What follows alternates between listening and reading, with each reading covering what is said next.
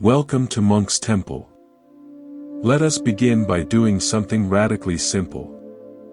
Something you have done over 20,000 times today already, without giving it a single thought. Let us take a breath together. But this time, let us actually be here for it. Let us arrive completely for this one inhalation, this one exhalation, as if it were the first breath you had ever taken, or the last. Because in a very real way, each breath is both. The past breath is gone.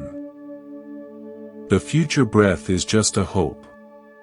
This breath, right here, right now, is your entire life, condensed into a single, perfect moment. We come to a quiet place like this inner sanctuary we are building together, not to escape the world, but to finally see it clearly. Think of your mind as a snow globe. All day long, the world gives it a good shake. Responsibilities, relationships, regrets, anxieties, they stir up a blizzard of mental flakes. You cannot see through the glass. You cannot see the landscape of your own true nature. All you see is chaos. Meditation is simply putting the snow globe down and letting it sit. You are not forcing the snow to settle. You are not shaking it harder. You are just letting it rest. And because of gravity, the snow settles on its own. It just needs you to stop adding to the agitation. As the flakes drift down, the water becomes clear, and for the first time, you can see what is actually inside. This is what we are doing here. We are letting the mind rest on the breath, the simplest object there is. The breath is our anchor. When you focus on the breath, you are not trying to empty your mind. You cannot command the mind to be empty any more than you can command the ocean to be still. But you can drop an anchor. You can give the mind one simple thing to hold on to. And from that anchored place, you can watch the waves of thought without being pulled under. So let us do that now. Feel the breath in your body. Not just at your nose, but everywhere. Feel the rise of your chest, the expansion of your ribs, the movement of your belly. Feel the air enter, cool and fresh. Feel the pause, that tiny moment of fullness. Then feel the out-breath, warm and letting go. Your mind will wander. This is not a mistake. This is the practice. Each time you notice it has wandered, you have succeeded. In that moment of noticing, you are awake again. You are home. And gently, without judgment, you simply return. You bring your attention back to the breath. This is like teaching a puppy to sit. You do not yell at the puppy. You simply, patiently, place it back on the mat, again and again. Until one day, the puppy learns to stay. I am reminded of a man named David who came to a meditation retreat many years ago. David was a highly successful corporate lawyer. He was used to being in control, used to solving problems. He approached meditation the same way he approached a court case. He sat down on his cushion with fierce determination. He was going to conquer this mind of his. He was going to force it to be still. He was going to achieve enlightenment quickly and efficiently. For 3 days, he fought with his mind. It was brutal. His legs ached. His mind churned out thoughts like a factory on overtime. He sat there, gritting his teeth, trying to bulldoze his way to peace. By the evening of the 3rd day, he was in despair. He came to see me, his face a mask of frustration. "This is impossible," he said. "My mind is a jungle. I am failing at this." I asked him to tell me about his childhood. He looked confused, but he complied. He told me about growing up in a small town in Ohio, about the woods behind his house where he used to play. His face softened as he spoke. He remembered building forts, catching frogs, lying in a field and watching clouds drift by. He remembered, most of all, a huge old oak tree at the edge of the woods. He would climb it and sit in its branches for hours, just watching the world go by, feeling a peace he had not felt in decades. I said to him, "David, you have been trying to tame the jungle with a bulldozer. But the jungle does not need taming. It needs exploring. You have been trying to force your mind to be quiet. But the mind is not your enemy. It is that old oak tree. You have forgotten how to climb it. The breath is your tree. Climb it. Sit there. And let the thoughts be the clouds. They will come, they will go. You do not have to fight them. You just have to stop being them." The next day, David sat on his cushion, and for the first time, he did not try to control anything. He just climbed the tree of his breath. He felt the air move in and out. And when thoughts came, he just watched them drift across the sky of his awareness. He did not chase them. He did not fight them. He just let them be clouds. And somewhere in that morning, something shifted. The clouds parted. The sun came out. And David experienced a moment of pure, unconstructed peace. He had stopped trying to buy peace in the gift shop of achievement, and had finally discovered the real treasure, waiting for him all along. If stories like David's resonate with you, if you feel the pull of that old oak tree inside yourself, please consider subscribing to Monk's Temple. By subscribing, you are telling yourself that this exploration matters.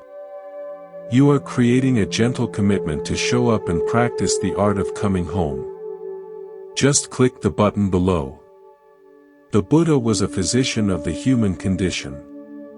He did not teach theories to be believed. He taught diagnoses to be confirmed. And his most radical diagnosis was this: the mind is on fire. Everything we experience is burning. The eyes burn with the fire of craving. The ears burn with the fire of aversion. The nose, the tongue, the body, the mind, all are ablaze with the fires of passion, aversion, and delusion. But where does this fire come from? Is it in the sights we see? Is it in the sounds we hear? No. The fuel comes from within. The mind itself is the flamethrower. Imagine walking through a beautiful garden on a perfect spring day. The flowers are in bloom. The birds are singing. The sun is warm on your skin. Now imagine walking through that same garden holding a flamethrower, and you accidentally pull the trigger. Suddenly, everything is on fire. The flowers are consumed. The birds flee in terror. You run from the garden, screaming that it is a terrible place, that it is full of fire and danger. But the garden was never on fire. You brought the fire with you. This is what we do constantly. We walk through life holding the flamethrower of our desires and aversions. We see something we like, and we blast it with the fire of craving. I must have this. This will make me happy. We see something we dislike, and we blast it with the fire of aversion. I must get rid of this.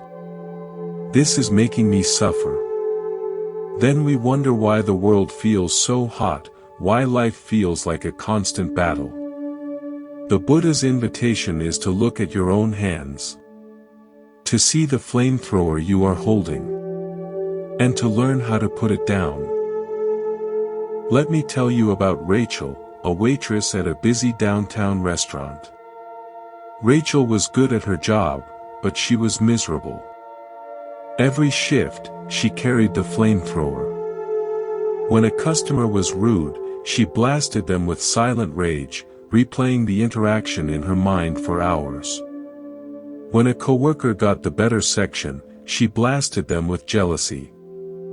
When the manager criticized her, she blasted herself with shame and self-doubt. By the end of each shift, she was exhausted, not from the physical work, but from the internal fires she had been stoking all day. One evening, an elderly customer who always ate alone left Rachel a note with her tip. The note said simply, "You seem like you're carrying something very heavy. I hope you find a place to put it down." Rachel stared at the note. She wanted to crumple it up, to dismiss it. But the words stuck with her. Put it down. The phrase echoed in her mind for days. The next time a rude customer snapped his fingers at her, she felt the familiar surge of heat in her chest. The flamethrower was primed. But instead of pulling the trigger, instead of launching into the familiar inner monologue of, "How dare he, who does he think he is," she just stopped. She felt the heat. She noticed the tightness in her chest, the clenching of her jaw. And for just a moment, she did nothing. She did not feed the fire with thoughts. She just let the heat be there. And something remarkable happened. The heat, having nothing to feed on, began to subside. It did not disappear instantly, but it lost its power. She realized, in that small moment, that she had a choice. She did not have to pull the trigger. The flamethrower was in her hands, but she was the one holding it. That small moment of choice was the beginning of her freedom. The Buddha, with surgical precision, showed us exactly how we manufacture the fuel for these fires. He called these the three fabrications. Think of them as three factories inside your mind, constantly producing the experience you call your life. The first factory is bodily fabrication. This is the breath. It is the most fundamental level of your experience. When you are anxious, your breath becomes shallow and rapid. When you are angry, your breath becomes hot and forceful. When you are peaceful, your breath becomes deep and smooth. You are not a victim of your breath. You are its composer. By learning to calm the breath, you calm the entire system at its most basic level. The second factory is verbal fabrication. This is the inner voice, the constant narrator in your head. It has two functions, directed thought and evaluation. Directed thought is bringing something to mind. I need to call my mother. Evaluation is the commentary that follows. But she will probably criticize me again. I never know what to say to her. I am such a bad daughter. This inner talk is not just background noise. It shapes your emotional reality moment by moment. The third factory is mental fabrication. This is the emotional coloring. It is made up of your perceptions, the labels you put on things, and your feelings, the pleasant, unpleasant, or neutral quality of each moment. You see a person. The perception, "my difficult boss," instantly triggers an unpleasant feeling. The movie of your experience is now colored in shades of dread and resentment. Here is the liberating truth: you do not have to be a passive victim of these factories. When you meditate on the breath, you consciously work with bodily fabrication to create calm. You use verbal fabrication to guide the mind skillfully. You use mental fabrication to hold helpful perceptions. You become a conscious creator of your own experience, not just a passive consumer of it. Now that we understand the three factories of experience, let us look at how they work together to create something the Buddha called becoming. This is not becoming in the sense of self-improvement or personal growth. It is something far more subtle and immediate. Becoming is the psychological act of building a sense of self and a sense of world, moment by moment, continuously. We do it thousands of times a day, usually without noticing. Imagine you are standing on the shore of a vast ocean. The waves are your feelings, pleasant, unpleasant, neutral. They rise and fall constantly. Most of the time, you barely notice them. They come, they go, and you remain on the shore, watching. But sometimes, a wave catches your attention. Let us say it is an unpleasant wave, a feeling of boredom or restlessness. In that moment, a craving arises. The mind wants to be free from this unpleasant feeling. It wants something else, something more interesting. It wants relief. This craving then reaches out and grabs hold of an object. Maybe it reaches for the phone, for the dopamine hit of social media. Maybe it reaches for the refrigerator, for the comfort of food. Maybe it reaches for a memory, for the warmth of nostalgia. In that instant of reaching, the mind does something remarkable. It builds an entire world. It creates a world where there is a me who is bored, and a that which is the phone, and the possibility of relief through the interaction between them. For a brief moment, you become that person, the consumer of distraction, the scroller, the one who needs to know what is happening out there. You inhabit that world completely. You live there. Then you scroll for a while. You feel a flicker of something, maybe interest, maybe disappointment, maybe envy. The feeling passes. The world you built collapses. But a moment later, a new wave arises, and the whole process starts again. We are constantly building and inhabiting these little worlds, these little identities, billions of times a day. Each time we do it, we reinforce the habit. We make the sense of me and mine feel more solid, more real. We forget that we are the ones building. There was once an architect named Marcus who designed magnificent buildings. Skyscrapers, museums, concert halls. His work stood in cities around the world. He was famous, respected, and wealthy. But Marcus had a secret obsession. Every summer, he would rent a remote beach house for 2 weeks, and every day he would go down to the shore and build elaborate sandcastles. Not the simple buckets and shovels kind, but intricate structures with towers and walls and moats, sometimes spanning 30 feet or more. He would spend hours, sometimes entire days, sculpting and carving with intense concentration. And every evening, as the tide came in, he would watch the waves destroy his work. He would stand there, alone on the beach, and watch the ocean reclaim every tower, every wall, every detail he had so carefully created. He never tried to protect them. He never built walls against the sea. He just watched them wash away with a quiet smile. A colleague once asked him why he did it. "It seems like such a waste," the colleague said. "All that effort for nothing. You could be using that time to design real buildings, buildings that last." Marcus smiled. "The effort is not for the sandcastle," he said. "The effort is for me. When I am building, I am completely present. There is no past, no future, no reputation to protect, no rival to defeat. There is only the sand, the water, and my hands. The sandcastle is just the excuse. The real creation is the state of my mind while I am building it. When the tide comes in, it does not take anything away from me. It just returns the sand to the ocean, so I can build again tomorrow. The building was never mine to keep. It was only mine to enjoy while it lasted.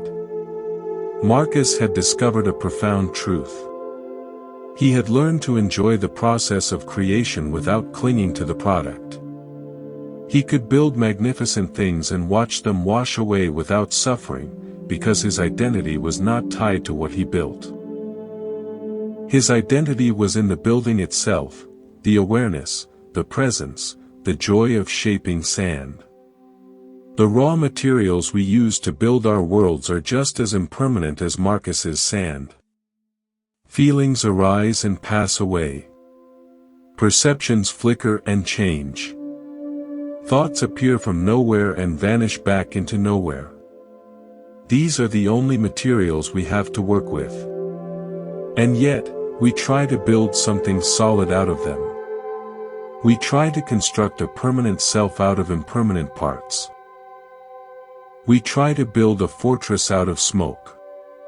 The Buddha's invitation is to examine these raw materials directly.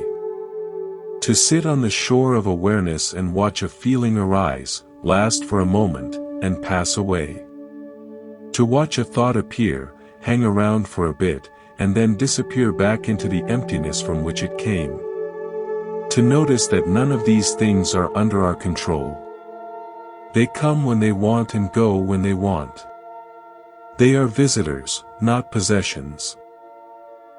When you see this clearly, something shifts. You stop trying to hold on to the waves.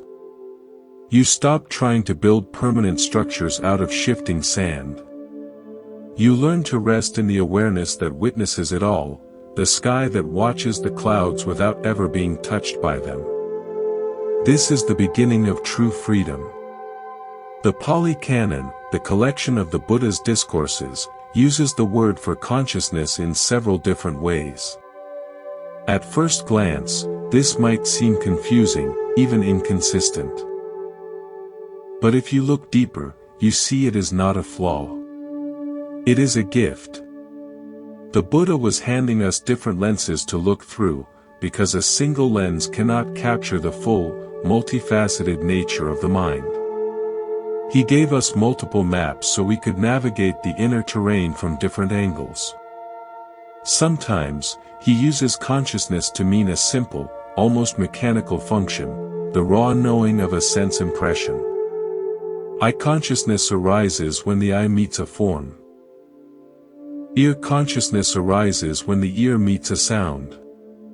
Nose consciousness, tongue consciousness, body consciousness, mind consciousness, each is just the bare registering of data, before any interpretation, before any "I like it" or "I don't like it." It is the light hitting the camera sensor, before the photo is developed. It is the water in the stream, before anyone names it or claims it. This is consciousness as a passive receiver, a pure mirror that simply reflects what appears. Other times, the Buddha talks about consciousness in a much more active way. He describes it as something that gets obsessed, or tied up, with its objects. It does not just know a sight, it gets entangled in it. It reaches out and grabs hold. It craves the pleasant, it loathes the unpleasant. It builds elaborate stories around every experience. This is the consciousness that constructs worlds, that creates the sense of self. It is the photo developer, adding color, contrast, and narrative to every image. It is the water that has become a wave, forgetting it was ever the ocean. And in a few, very profound teachings, he even speaks of consciousness being released. This can seem paradoxical. How can a simple function be released? How can awareness be freed from itself? But if consciousness is also the builder of worlds, then its release means the end of that building project. It means a state where consciousness no longer lands, no longer takes a stand, no longer gets established in any feeling, perception, or thought. It is like a flame that goes out, not because it is destroyed, but because its fuel is gone. It is like a wave that settles back into the ocean, no longer separate, no longer struggling. It is freed from the cycle of becoming. Consider a photographer named Elena who traveled to the Himalayas to photograph the mountains. She had dreamed of this trip for years. She saved her money, planned her route, and carried thousands of dollars worth of camera equipment. When she finally arrived and saw the peaks rising before her, she was overwhelmed. They were more magnificent than she had ever imagined. She immediately began clicking. She composed shot after shot, adjusting her aperture, her shutter speed, her focus. She was completely absorbed in the technical act of capturing the image. Hours passed. The light began to fade. Exhausted but exhilarated, she reviewed her photos on the tiny screen. They were good. Technically perfect. But something felt hollow. She finally lowered her camera and just looked. For the first time, she saw the mountain without the lens. She felt the cold wind on her face. She heard the sound of distant avalanches rumbling across the valleys. She smelled the thin, clean air. She felt the raw presence of the mountain, its ancient stillness, its utter indifference to being photographed.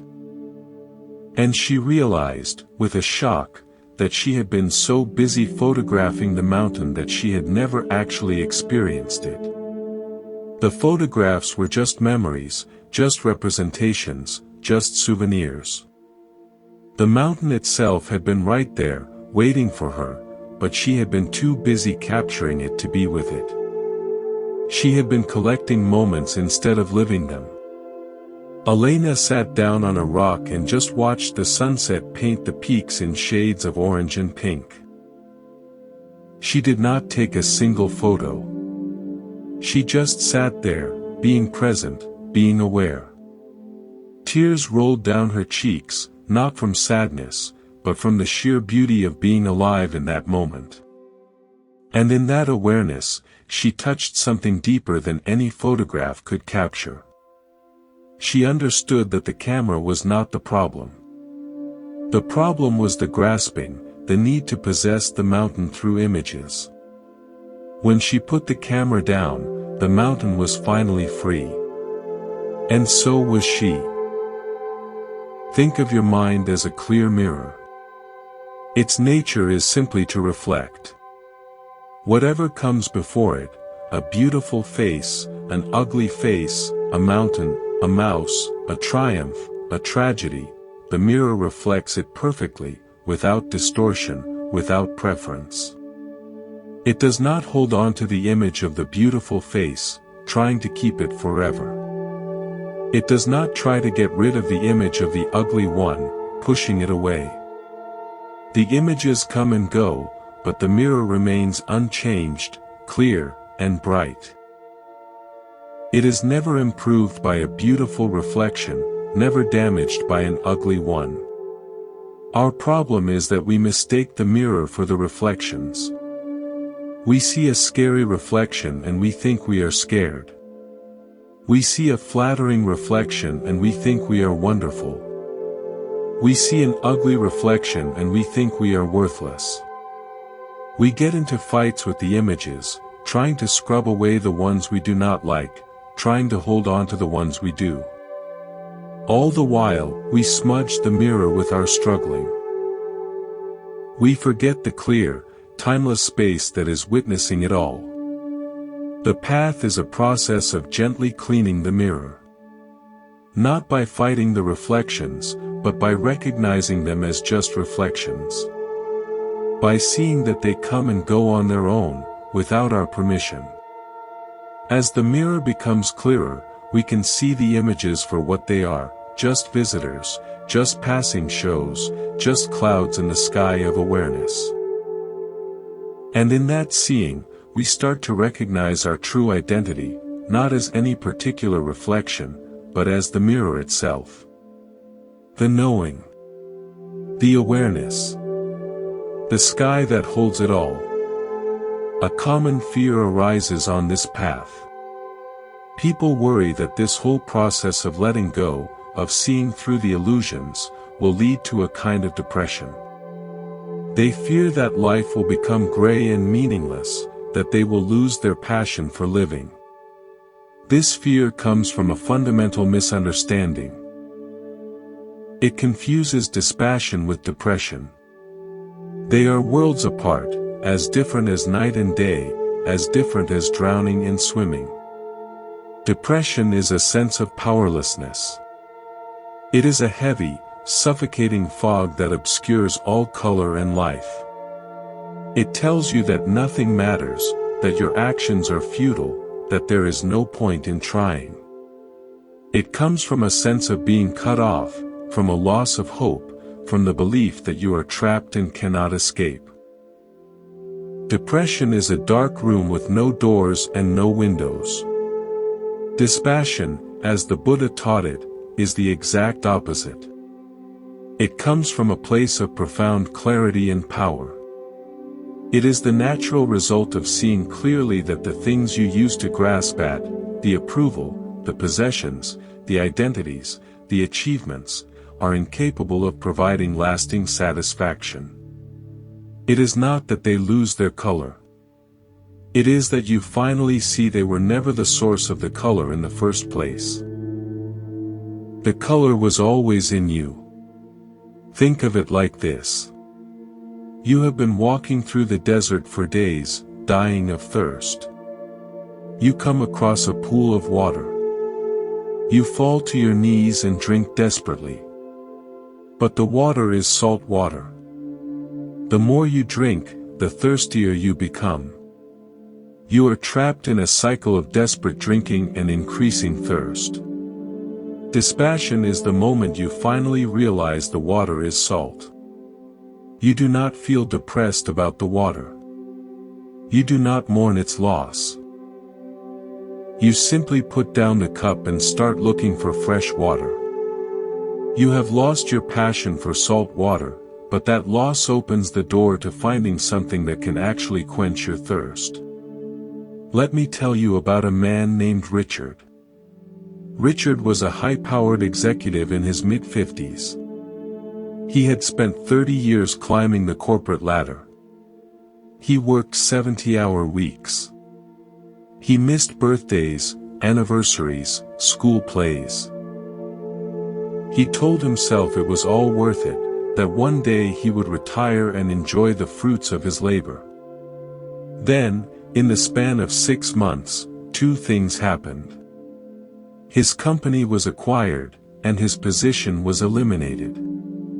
And his wife of 30 years asked for a divorce. Suddenly, Richard found himself alone in a big house, with no job, no family, and no idea what to do with himself.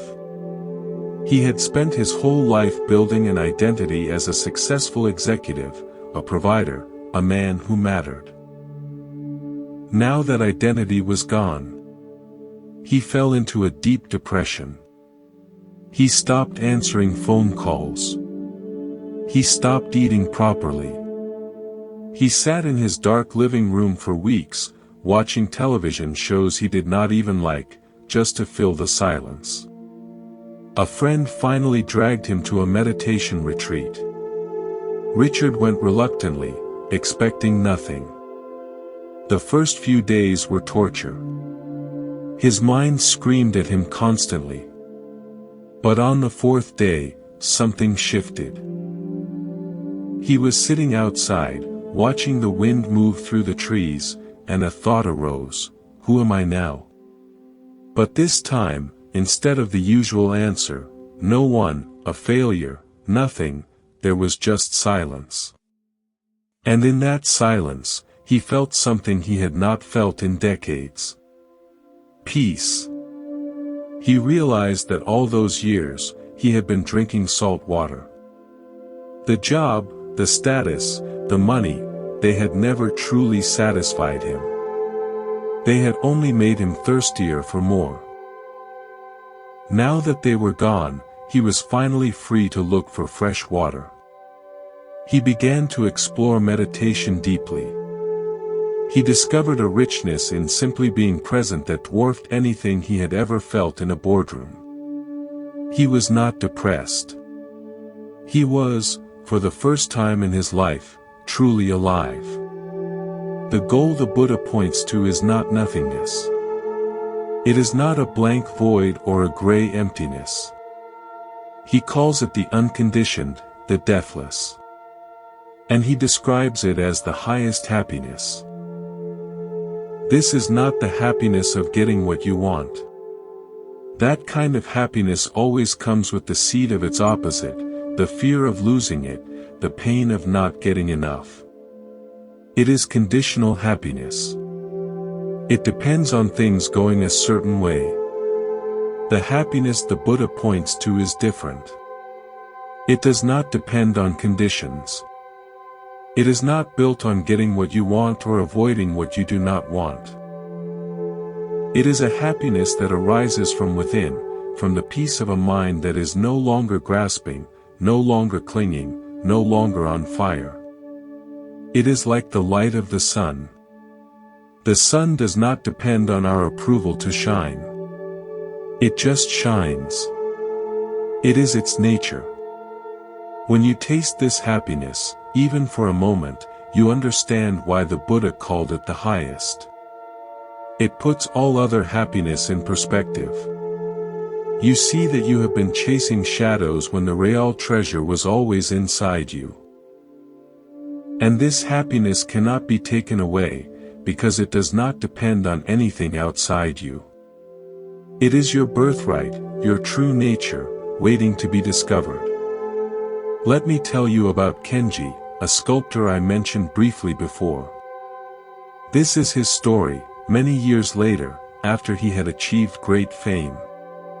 Kenji had become renowned for his intricate stone carvings. His studio was filled with his works. Angels with delicate wings, demons with fierce expressions, mythical beasts carved in exquisite detail. Collectors paid fortunes for his pieces. Critics praised his genius. But Kenji was not at peace. He was tormented by the fear that his best work was behind him. He lay awake at night, haunted by the thought that he would never create anything as good as his early masterpieces. He was jealous of younger artists who were gaining attention. He scrutinized every new piece he started, judging it before it was even finished, finding it lacking.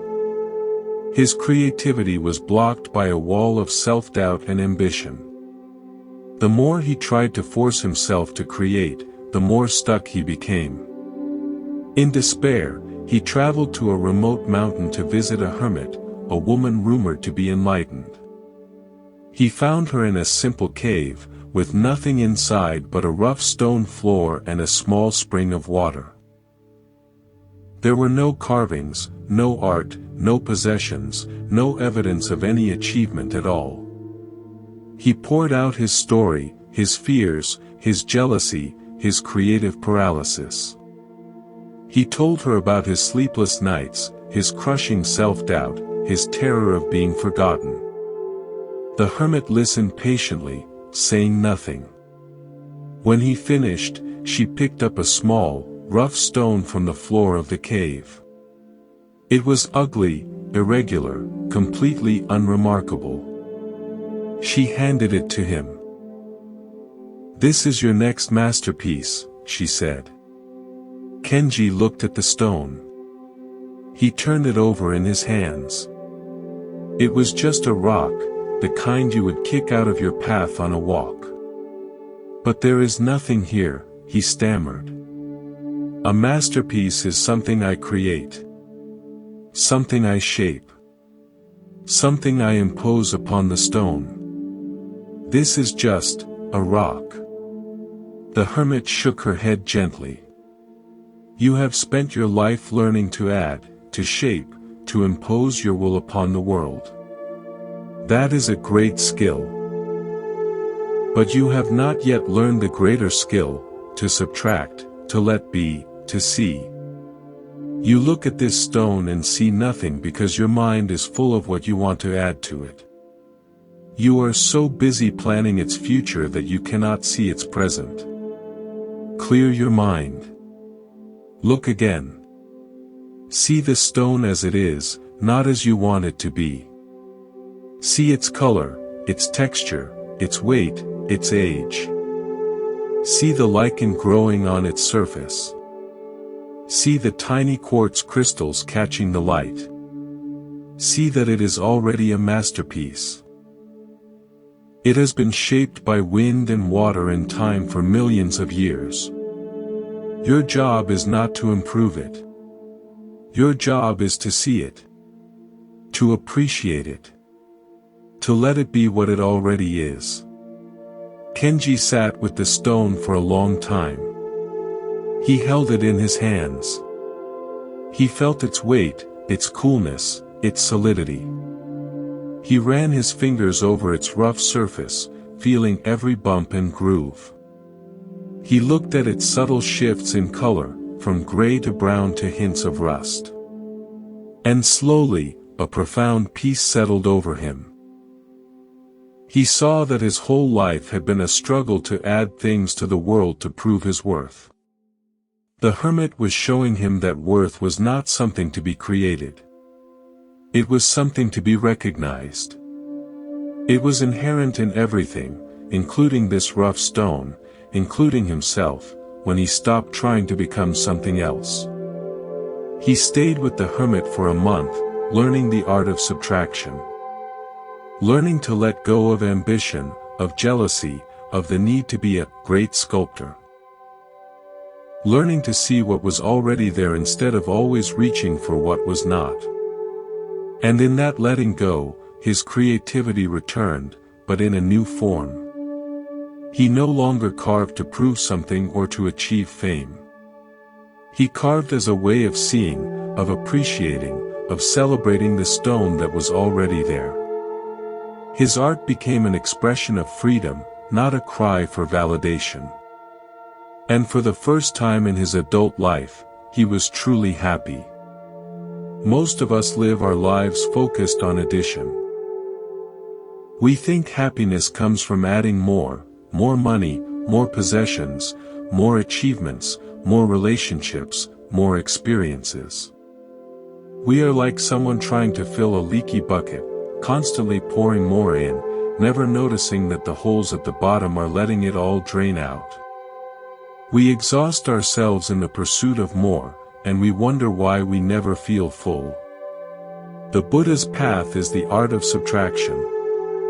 It is not about adding anything new. It is about removing the things that obscure what is already here.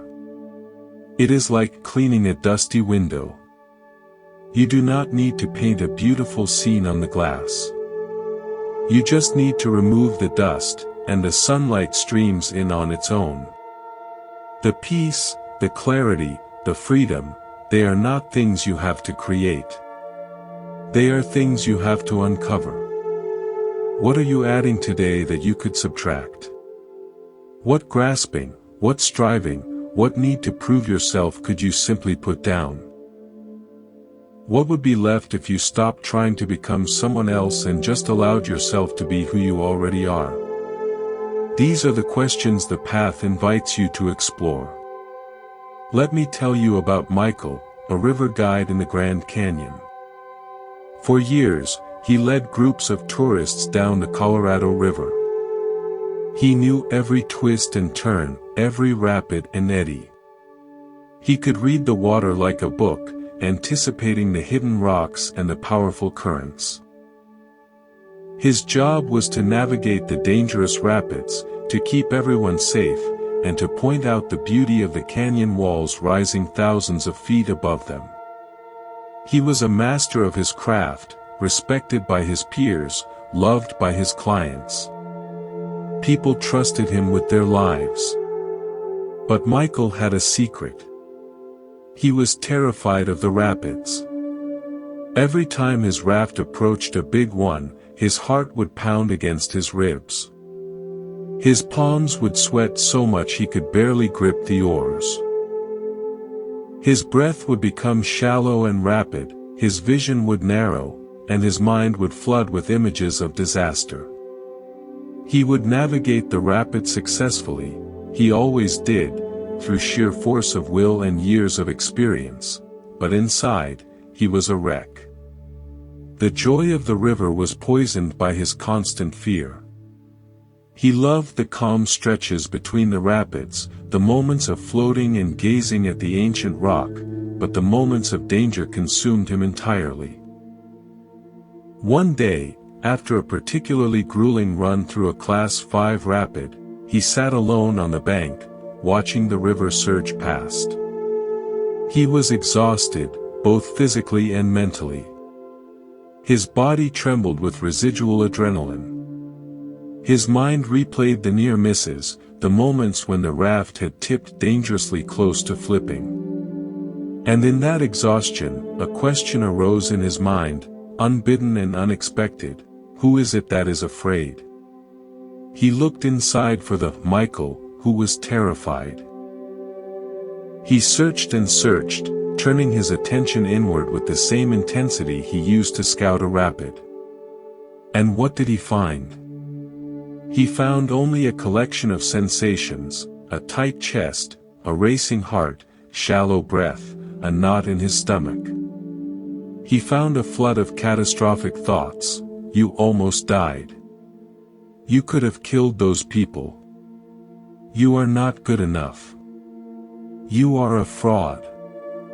He saw that his fear was not a solid thing. It was not a fixed identity.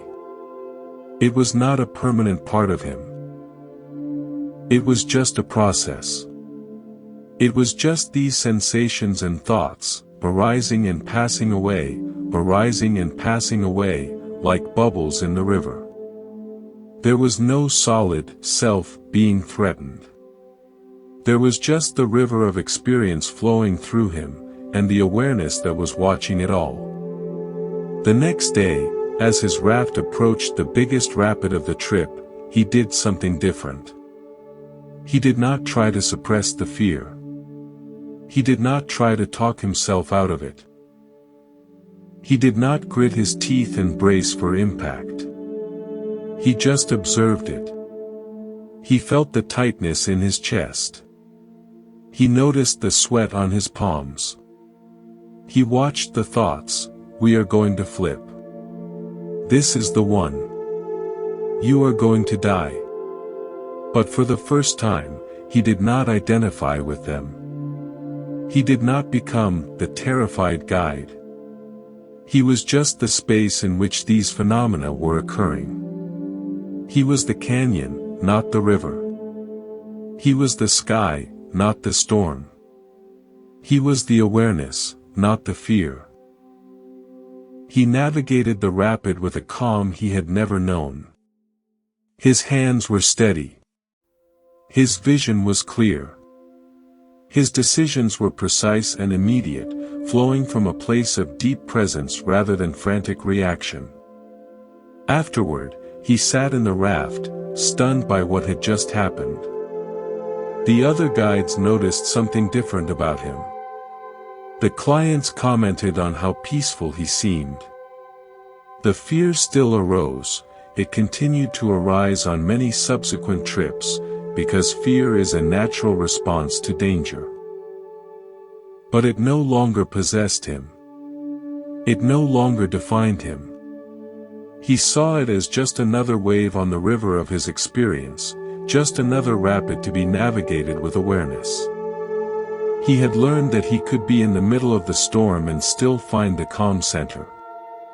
The guide had finally learned to guide himself.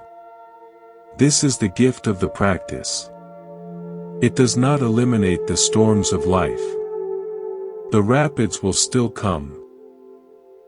The losses, the disappointments, the fears, the uncertainties, the illnesses, the endings, they are all part of the human journey. The Buddha never promised to remove them. He was too honest for that. What he promised was something far more valuable, the ability to navigate them without being destroyed by them. The ability to find the calm center within the storm. Think of a great tree in a hurricane. The wind howls. The branches thrash. Leaves are torn away and sent spinning into the darkness.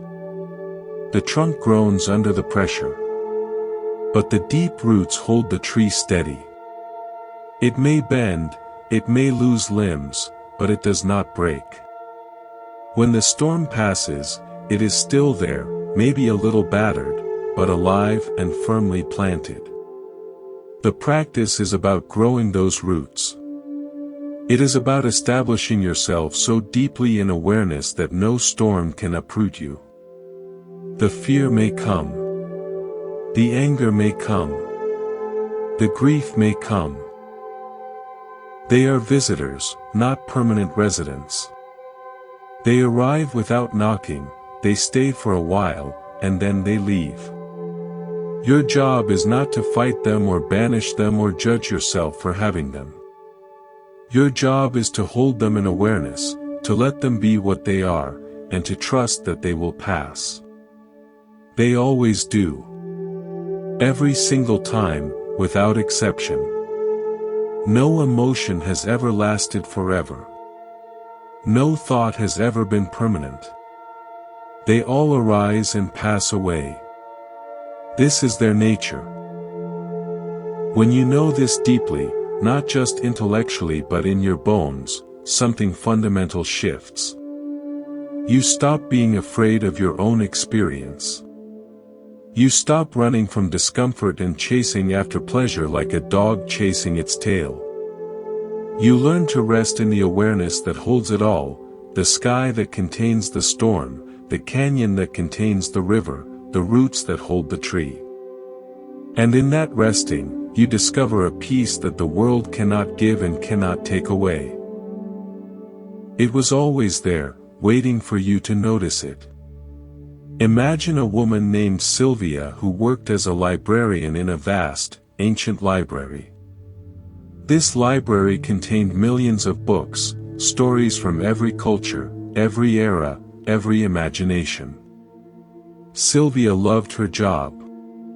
She loved the smell of old paper, the quiet hush of the reading rooms, the satisfaction of helping a reader find exactly the right book.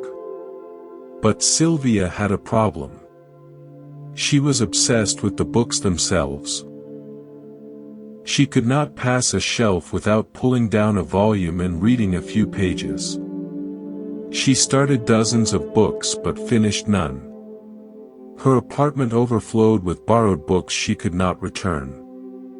She felt a constant anxiety that she was missing something important, that somewhere in this infinite library was a book that would finally answer all her questions, solve all her problems, make her life complete.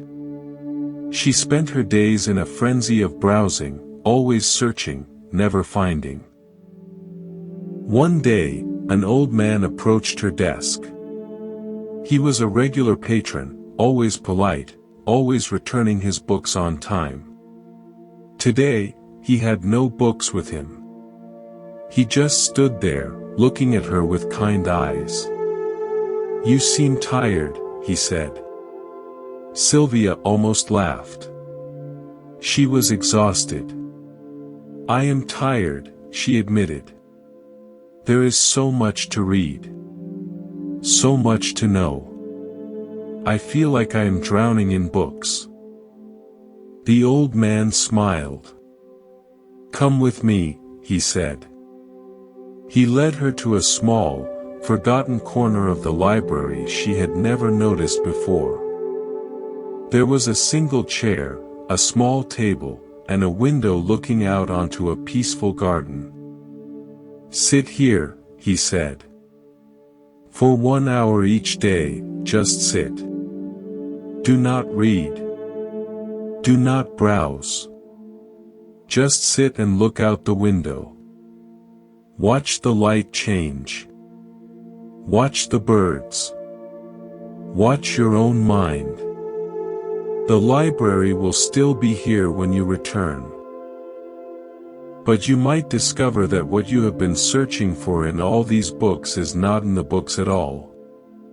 It is in the one who is reading them. Sylvia was skeptical, but she was also desperate. The next day, she sat in a chair for 1 hour. It was torture at first. Her mind screamed for distraction, for the comfort of a book. But gradually, something shifted. She noticed the way the light fell on the garden. She noticed the breeze moving the leaves. She noticed the thoughts arising and passing in her own mind, the plans, the worries, the memories, the hopes. She saw them all, and for the first time, she saw the space that held them. She saw the awareness that was watching it all. Over the following weeks, Sylvia continued her daily sitting. She still loved the library. She still helped readers find books. But something had changed. She no longer felt desperate. She no longer felt that she was missing something. She had discovered that the library was not the treasure. The treasure was the librarian, the aware presence that could hold all those stories without being lost in them. So here we are, back in this quiet place, this monk's temple we have been building together throughout this long journey. We have traveled through the landscape of the mind. We have seen the breath as our anchor, the 3 fabrications as our inner factories, the process of becoming as our constant world building. We have met David in the woods, Rachel the waitress, Marcus the sandcastle builder, Elena the photographer, Richard the executive, Kenji the sculptor, Michael the river guide, and Sylvia the librarian. They are all pointing to one thing, the possibility of peace that is always available, right here, right now. The peace is not somewhere else. It is not something you have to earn or achieve or purchase. It is not in the next book, the next relationship, the next achievement, the next possession. It is what is left when you stop adding to the moment. It is the silence between the thoughts. It is the space between the in-breath and the out-breath. It is the sky that has always been there, behind every cloud, every storm, every rainbow. It has never left you. You have just been too busy to notice it. The world outside will continue to be what it is. There will be noise, demands, conflicts, losses, and chaos. That is the nature of the world. The practice is not to build a soundproof bubble to keep it all out. The practice is to build a mind so steady, so clear, so vast that it can contain it all without being shaken. It is to become like the great mountain, unmoved by the winds of praise and blame, success and failure, pleasure and pain. It is to become like the deep ocean, unruffled on its surface by the passing storms, peaceful and still in its depths. The Buddha's teaching is not a doctrine to be believed. It is an invitation to look. To look within and see the source of the fire. To look within and find the water that can quench it. It is the most courageous journey you can ever take, to face the things you fear most, not by fighting them, but by understanding them. By seeing that they are not you. They are not yours. They are just visitors, passing through the vast, open, and infinitely peaceful space of your own true mind. The path the Buddha taught is a gradual one. It is a path of training, of cultivating skillfulness, of learning to see clearly. You start with the breath, building a foundation of calm in the midst of chaos. You learn to work with the three fabrications, becoming a conscious creator of your experience instead of a reactive victim. You investigate the process of becoming, seeing how you build entire worlds out of fleeting sensations and thoughts.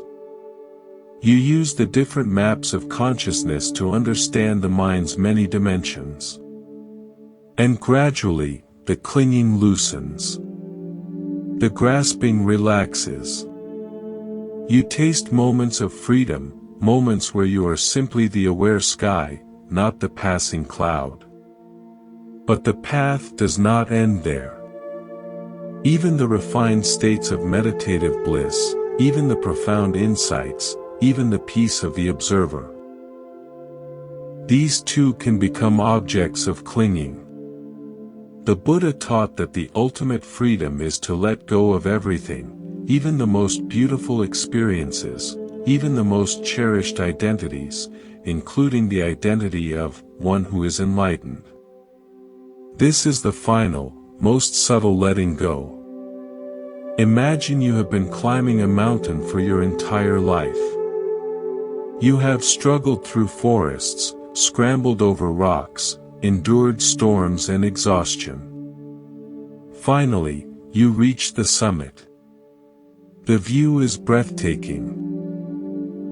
Endless peaks stretching to the horizon, clouds far below, the sun warm on your face. It is everything you dreamed it would be. But if you cling to the summit, if you refuse to leave, if you build a house there and try to make it your permanent home, you miss the point of the journey. The summit is not the end. It is just another place to let go. The real freedom is in the climbing, in the letting go of each foothold to reach for the next, in the trust that the mountain will hold you. A young student once came to an old monk and asked, "Master, what happens after enlightenment? What is it like to be fully free?" The monk smiled and said, "Before enlightenment, I carried water and chopped wood. After enlightenment, I carry water and chop wood." The student was confused. That is all. Nothing changes. Then what is the point of all this practice? The monk picked up a cup of tea and held it out. Before enlightenment, when I carried water, I was thinking about chopping wood. When I chopped wood, I was thinking about carrying water. I was always somewhere else, always wanting the next thing, always dissatisfied with what was here. Now, when I carry water, I carry water. When I chop wood, I chop wood. The tasks are the same. But the one doing them is completely different. There is no longer a me, who is carrying water and wishing he were chopping wood. There is just carrying, just chopping, just the simple perfection of each moment as it is. The student stared at the cup. So enlightenment is just being here. The monk handed him the tea. Just being here. Just this. Just now. It was never anywhere else. You just had to stop running long enough to notice. This is the invitation of the Buddha's teaching. Not to become someone better, but to realize that the someone you have been trying to become was never the point. The point is to see through the illusion of the someone altogether. To rest in the awareness that was here before you were born, that will be here after you die, that is here right now, reading these words, hearing this voice, breathing this breath. The peace is not in the next moment. It is in this one. The freedom is not in some future enlightenment. It is in the letting go that is possible right now. Let go of the next thought. Let go of the need for things to be different. Let go of the story of who you think you are. Just for this breath. Just for this moment. And see what is left. What is left is home. What is left is peace. What is left is you, before you became all the things you thought you had to be. Welcome home to Monk's Temple.